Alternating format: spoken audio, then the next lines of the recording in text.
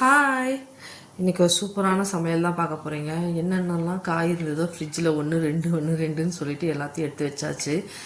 Beans, கத்திரிக்காய், முள்ளங்கி, carrot, நூக்கல் இதெல்லாம் போட்டு ஒரு சாம்பார், கதம்பு சாம்பார் சூப்பராக இருக்குங்க. இந்த மாதிரி கதம்பு சாம்பார் எத்தனை பேருக்கு இந்த கதம்பு சாம்பார் பிடிக்கும்னு சொல்லுங்கள். செம்ம டேஸ்ட்டாக இருக்கும். இதுக்கு வந்து பொரியல் என்ன பண்ணுற போகிறேன்னா, இது உருளைக்கிழங்கு வந்து பொடி பொடியாக குட்டி குட்டியாக நறுக்கி பொரியல். இந்த காம்போ டிஷ் என்னன்னு பார்ப்போம். இந்த காம்போ சமையல் இன்றைக்கி பார்ப்போம் வாங்க. இதுக்கு வந்து எல்லா காயும் நறுக்கி போட்டாச்சு. எனக்கு இந்த மாதிரி சாம்பார் ரொம்ப பிடிக்கும். எல்லா காயும் நல்லா எடுத்து சாப்பிட்றதுக்கு சாம்பாரில் செம்ம டேஸ்ட்டாக இருக்கும். இதுக்கு எத்தனை பேருக்கு இந்த சாம்பார் பிடிக்கும்னு சொல்லி கமெண்ட் பண்ணுங்கள். வெங்காயம் நறுக்கியாச்சு. ஒரு தக்காளி போதும் சாம்பாருக்கு. தக்காளி எல்லாம் புளி தான் ஊற்ற முடியாது, அதனால் விட்டுட்டேன்.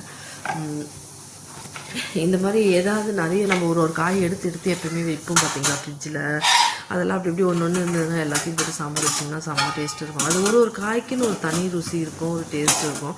எல்லாம் கலந்து ஒரு ஒரு என்ன சொல்கிறது, ஒரு பெரிய பல்கான டேஸ்ட்டை கொடுக்கும் நமக்குன்னு வச்சுக்கோங்களேன். இப்போ ஆயில் போட்டுக்கோங்க, கொஞ்சம் கடுகு போட்டுக்கோங்க. எப்பயும் போல் என்னோடய ஸ்டைலில் லைட்டாக வெந்தயம் போட்டுக்கோங்க. கொஞ்சம் ஒரு 4-5 பிஞ்சு நீங்கள் வெந்தயம் போட்டு வச்சு பாருங்கள், சாம்பார் கெடவே கெடாது.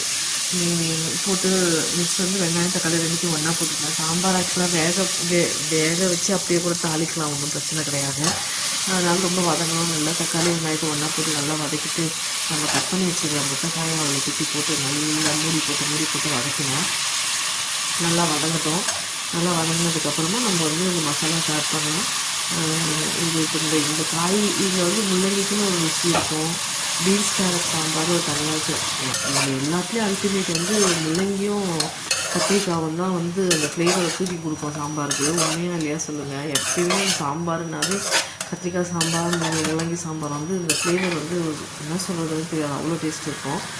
நல்ல காயெல்லாம் வதங்கினதுக்கப்புறமா மஞ்சள் பொடி போட்டுக்கோங்க. மஞ்சள் பொடி போட்டுட்டு நம்ம வீட்டில் ஆஸ் யூஸ்வல் அரைக்கணும் இல்லையா, குழம்பு மிளகாய் பொடி, அது ஒரு 2 ஸ்பூன் 2.5 ஸ்பூன் கிட்ட போட்டுக்கோங்க.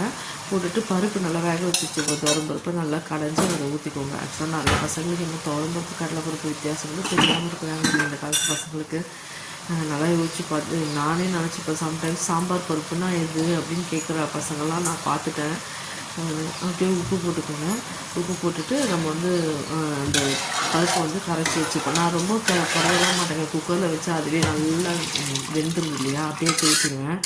எடுத்து அப்படி சாம்பாரில் ஊற்றிட்டு நல்லா மிக்ஸ் பண்ணி விட்டுட்டு உப்பு உங்களுக்கு தேவைப்பட்டால் இன்னும் எவ்வளோ தேவைன்றதை பார்த்துக்கோங்க. காரம் கூட உங்களுக்கு எவ்வளோ தேவைன்றதை போட்டு தாங்க. அதை அப்படி எடுத்து ஓரமாக வச்சுட்டாங்க. அந்த அடுப்பு தூக்கி போட்டாச்சு. அதை அப்படியே கொதிக்கிட்டு காயெல்லாம் வேகட்டோம்ட்டு நெக்ஸ்ட் ஆயில் போட்டு வந்து கடுகு உளுத்தம்பருப்பு போட்டுட்டு வேறு எதுவுமே இல்லைனா இந்த மாதிரி வச்சுருந்தா கேட்டு கட் பண்ண உருளைக்கிழங்கு போட்டு மஞ்சள் பொடி மிளகாய் பொடி உப்பு போட்டு தண்ணி லைட்டாக தெளித்து மூடி வச்சுருந்தா கொஞ்சம் வதங்கட்டும் சொல்லி மஞ்சள் பொடி மிளகாய் பொடி போடுங்க உருளைக்கிழங்கு எப்பயுமே.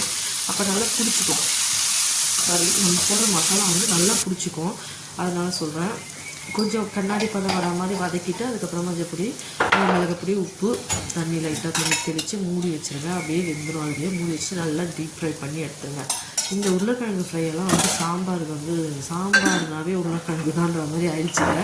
அது ரொம்ப நல்லா இருக்குங்க சாப்பிட்றதுக்கு. செம்ம டேஸ்ட்டாக வேறு இருக்கும். ட்ரை பண்ணி பாருங்கள், ரொம்ப நல்லாயிருக்கும். இந்த மாதிரி உருளைக்கிழங்கு வறுத்தா இதுவும் சிப்ஸாக நம்ம ரவுண்டாக கட் பண்ணி போட்டும் வறுக்கலாம். மோஸ்ட்லி எல்லோரும் இப்படி தான் வறுப்பாங்க. எங்கள் வீட்டில் வந்து அந்த ரவுண்டாக சிப்ஸ் மாதிரி கட் பண்ணி போட்டு வறுத்தா ரொம்ப பிடிக்கும், அப்படியே சாப்பிடுவாங்க. இதை வந்து நல்லா ரோஸ்ட்டு பண்ணால் சாப்பிடுவாங்க. நல்லா டீப் ஃப்ரை பண்ணணும். எங்கள் பையனுக்கு இது பண்ணனா அது மாதிரி பண்ணிவிட்டேன். இந்த மாதிரி டீப் ஃப்ரை பண்ணியாச்சு உருளைக்கிழங்கு ஒருவர். அந்த சைடு வந்து சாம்பார் கொதிச்சிட்ருக்கு. ஒரு பக்கம் அது கொதிக்கட்டும்னு சொல்லிட்டு விட்டுட்டு இந்த வேலையை முடிச்சிட்டேன். அந்த சைடு நெக்ஸ்ட்டு சாம்பாருக்கு என்னங்க புளியை கரைச்சி ஊற்ற வேண்டியதுதான். புளி ரொம்ப ஊற்ற மாட்டேன், கம்மியாக தான் ஊற்றுவேன். எனக்கு 1 கிலோ புளியெல்லாம் ஒரு மாதம் வருங்க. ஏன்னா புளி கொஞ்சம் கம்மியாக தான் சாப்பிட்றது. தேவையில்லாமல் ஊர்லலாம் வந்து நினச்சி பார்க்குறேன். இப்போ நான் எங்கள் வீட்டில் 2 புளிய மரம் இருக்கும்.